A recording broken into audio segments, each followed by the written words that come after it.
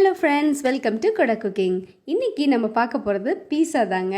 பீஸானா சின்னவங்கலேருந்து பெரியவங்க வரைக்கும் எல்லாத்துக்குமே பிடிக்கும். இன்றைக்கி நம்ம பீஸா அவனில் செய்ய போகிறதில்ல, ஏன்னா எல்லாட்டையும் அவன் இருக்காது. அதனால் நான் கடாயில் தான் செய்ய போகிறேன். நீங்கள் குக்கரில் கூட செஞ்சுக்கலாம். எவ்வளோ எளிமையாக இந்த பீஸா செய்கிறது, சாஃப்டாக கடையில் சாப்பிட்ற மாதிரி அப்படியே எம்மியாக இருக்கும். இப்போ எப்படி செய்கிறதுன்னு பார்க்கலாம். இப்போது ஒரு கப்பில் 200 கிராம் நான் மைதா எடுத்திருக்கேன். இதுக்கு முக்கியமான பொருள் அப்படின்னா நமக்கு ஈஸ்ட் தாங்க. ஈஸ்ட் நம்ம வெதுவெதுப்பான தண்ணியில் தான் போட்டு நம்ம ஆக்டிவேட் பண்ணணும். குளிர் தண்ணியில் அது ஆக்டிவேட் ஆகாது. அதனால 1 ஸ்பூன் நம்ம சர்க்கரை போட்டுக்கலாம். 200 கிராமுக்கு நான் 1 ஸ்பூன், சின்ன ஸ்பூன் தாங்க, 1 டீஸ்பூனில் ஈஸ்ட்டு, இன்ஸ்டன்ட் ஈஸ்ட் நான் கலக்கிறேன். சர்க்கரையில் நம்ம சேர்க்கும் போதும் அந்த வார்ம் வாட்டர் கூட சேர்க்கும் போதும் அது நல்லா ஆக்டிவேட் ஆகும். இது ஒரு 5 நிமிஷங்க, 3லேருந்து 5 நிமிஷம்னா நல்லா ஆக்டிவேட் ஆயிரும். நீங்கள் அப்படியே கலந்துட்டு மூடி வைங்க போதும். அது அப்படியே நல்லா நுரைச்சி வந்துடுங்க. இது சீக்கிரமாக சட்டுன்னு ரெடி பண்ணிடலாங்க. இப்போது நம்ம பவுல் எடுத்துக்கலாம். பவுல் எடுத்துகிட்டு அந்த மைதா மாவு, 200 கிராம் மைதா மாவு நம்ம எடுத்துருக்கோம். அந்த 200 கிராம் மைதா மாவை இது கூட சேர்த்துக்கலாம். சேர்த்துட்டு ஒரு சின்னதாக ஒரு குழி பண்ணிக்கலாம் சென்டரில். பண்ணிவிட்டு நம்ம சால்ட் கொஞ்சமாக ஆட் பண்ணிக்கலாம். ஒரு 1/4 ஸ்பூன் சால்ட் உங்களுக்கு போதும். அதே மாதிரி ரீஃபைண்ட் ஆயில் ஒரு 2 டீஸ்பூன் நீங்கள் இது கூட சேர்த்துக்கோங்க, போதுங்க. நீங்கள் இது செஞ்சு முடிக்கிறதுக்குள்ளே உங்களுக்கு ஈஸ்ட்டு ஆக்டிவேட் ஆயிரும். இப்போது அந்த நுரைச்சி வச்ச ஈஸ்ட்டை நம்ம இந்த குழியில் சேர்த்துக்க வேண்டியதான். அவ்வளோதான், பாருங்கள், நல்லா நுரைச்சி வந்துருச்சு. ஒரு 3 to 5 மினிட்ஸில் டக்குன்னு ரெடி ஆயிரும். இது நம்ம அப்படியே கொஞ்சம் கொஞ்சமாக நம்ம சப்பாத்தி மாவு எப்படி செய்வோம் அதே மாதிரி நீங்கள் சேர்த்துக்கலாம். 200 கிராம் மைதாக்கு நம்ம 1/4 கப் வெதுவெதுப்பான தண்ணியில் ஈஸ்ட்டை போட்டு ஆக்டிவேட் பண்ணுங்க. அந்த தண்ணியே உங்களுக்கு போதுமானது. இன்கேஸ் உங்களுக்கு ட்ரையாக இருக்க மாதிரி ஃபீல் பண்ணிங்கன்னா கொஞ்சமாக ஆட் பண்ணிக்கோங்க. நம்ம சப்பாத்தி மாவு எப்படி லூஸாக பிசைவோம் அதே கன்சிஸ்டன்சியில் நீங்கள் பிசையணுங்க. அதுக்கு முன்னாடி நம்ம சேனலை சப்ஸ்கிரைப் பண்ணலைன்னா சப்ஸ்கிரைப் பண்ணுங்க, ஆல் பட்டனும் அழுத்திக்கோங்க ப்ளீஸ். இப்போ நம்ம கவுண்டர் டேபிளில் கொஞ்சமாக மைதா ஸ்ப்ரெட் பண்ணிவிட்டு நீங்கள் அப்படியே இழுத்து பிசையணுங்க. பாருங்கள், நான் எப்படி பிசைறேன் பாருங்கள். கொஞ்சம் ஆயில் அப்ளை பண்ணிக்கோங்க. அப்ளை பண்ணிவிட்டு நல்லா இழுத்து பிசையணும். ஒரு 10 மினிட்ஸ் போல் நீங்கள் இது மாதிரி பிசைஞ்சால் தான் உங்களுக்கு சாஃப்டாக கிடைக்கும்.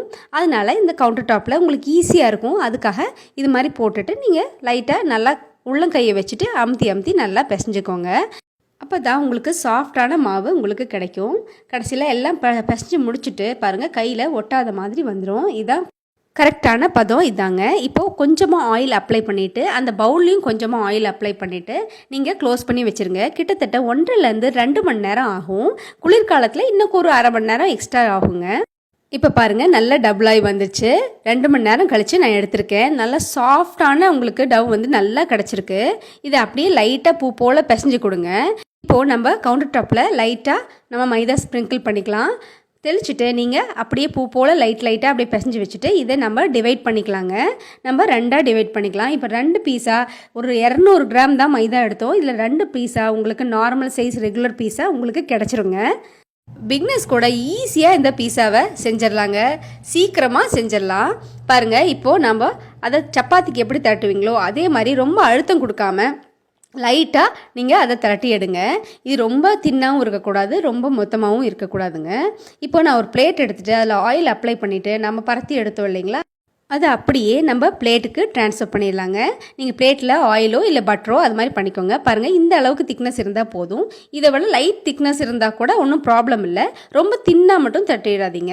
பாருங்கள், இப்போது அந்த எந்த பிளேட் உங்களுக்கு அந்த கடாயில் வைக்க முடியுமோ அந்த சைஸ் நீங்கள் எடுத்துக்கோங்க. இப்போது ஒரு ஃபோக் எடுத்துகிட்டு நல்லா அதில் ஹோல் போட்டு விட்டுருங்க. அது உப்பி வராமல் இருக்கிறதுக்காக நம்ம இதை போட்டிருக்கோம். இப்போ போட்டுட்டு நம்ம பீஸா சாஸை இதை அப்ளை பண்ணிட வேண்டியதாங்க. பாருங்கள், இதை நான் வீட்லேயே செஞ்ச பீஸா சாஸ் ஃபியூச்சர் வீடியோவில் நான் அப்லோட் பண்ணுறேங்க. பாருங்கள், இந்த பீஸா சாஸை அப்படியே நம்ம அப்ளை பண்ணிக்கலாம். இது மேலே லைட்டாக ஒரு லேயர் மாதிரி மேலே அப்ளை பண்ணிக்கோங்க. ரொம்ப ஈஸியாக செஞ்சிடலாங்க. நம்ம சப்பாத்திக்கு எப்படி செய்கிறோமோ அதை விட ரொம்ப ஈஸியானது. நம்ம குழந்தைங்க ரொம்ப ஆசையாக கேட்பாங்க, பீஸா வேணும். ஈவன் பெரியவங்க கூட பீஸாவுக்கு அடிமெண்ட் தாங்க சொல்லணும்.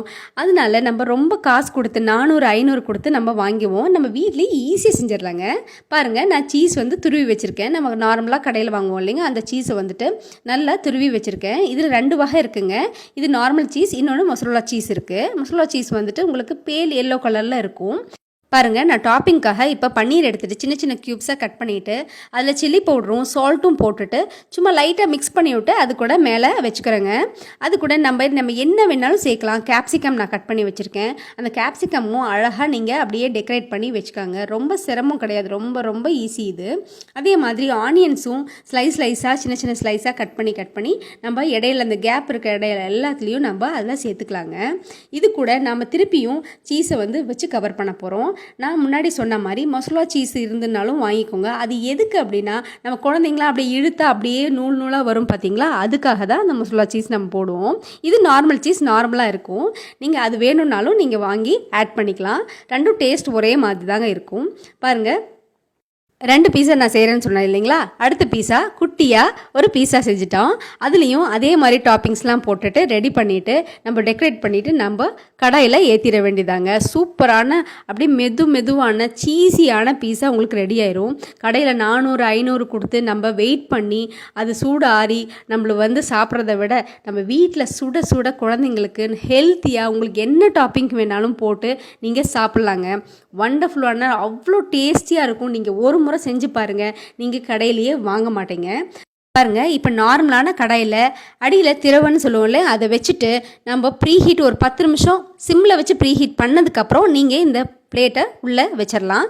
வச்சுட்டு ஹை ஃப்ளேமில் 12 நிமிஷங்க. ஹை ஃப்ளேமில் 12 நிமிஷம் மட்டும் வச்சுட்டு நீங்கள் டக்குன்னு ஸ்டவ் ஆஃப் பண்ணிடலாம். ஆஃப் பண்ணிவிட்டு உடனே நீங்கள் எடுக்கலாங்க. சூப்பராக அப்படியே சீஸியாக அவ்வளோ க்ரீமியாக இருக்குங்க. இந்த டேஸ்ட் பார்த்திங்கன்னா சாப்பிட்டவங்களுக்கு மட்டும்தாங்க தெரியும். அவ்வளோ டேஸ்ட்டாக இருக்கும். நீங்கள் கடையில் வாங்குறத விட வீட்டில் செஞ்சு அவ்வளோ அழகாக நீங்கள் குழந்தைங்களுக்கு நீங்கள் கொடுக்கலாம்.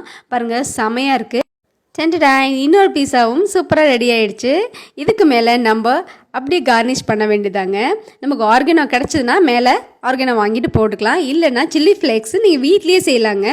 வரமிளகாவை எடுத்துகிட்டு லைட்டாக வறுத்துட்டு நீங்கள் அதை கிரைண்ட் பண்ணி வச்சுட்டிங்கன்னா உங்களுக்கு சில்லி ஃப்ளேக்ஸ் ரெடி ஆகிடும். செம்மையாக ஜூஸியான அப்படியே வாயில் கரையுங்க. அந்த அளவுக்கு நம்ம பீஸா செஞ்சுருக்கோம். பாருங்கள் எவ்வளோ ஜூஸியாக இருக்குன்னு. அம்மா சூப்பராக இருக்குது, அக்கா சூப்பராக இருக்குது அப்படின்னு சொல்கிறத விட வேறு என்னங்க நம்மளுக்கு வேணும்? வீட்லேயே செஞ்சு கொடுத்து பாருங்கள். நீங்கள் கண்டிப்பாக வெளியில் வாங்கவே மாட்டீங்க. பன்னீர் பீஸா உங்களுக்கு பிடிச்சிருந்ததுன்னா கண்டிப்பாக சப்ஸ்கிரைப் பண்ணுங்கள், பெல் பட்டனை அழுத்திடுங்க, ஆளுங்கிற ஆப்ஷனும் அழுத்திடுங்க. அப்போ தான் நான் போடுற போஸ்ட் உங்களுக்கு கண்டிப்பாக வரும். கமெண்ட் பண்ணுங்கள். பாய்.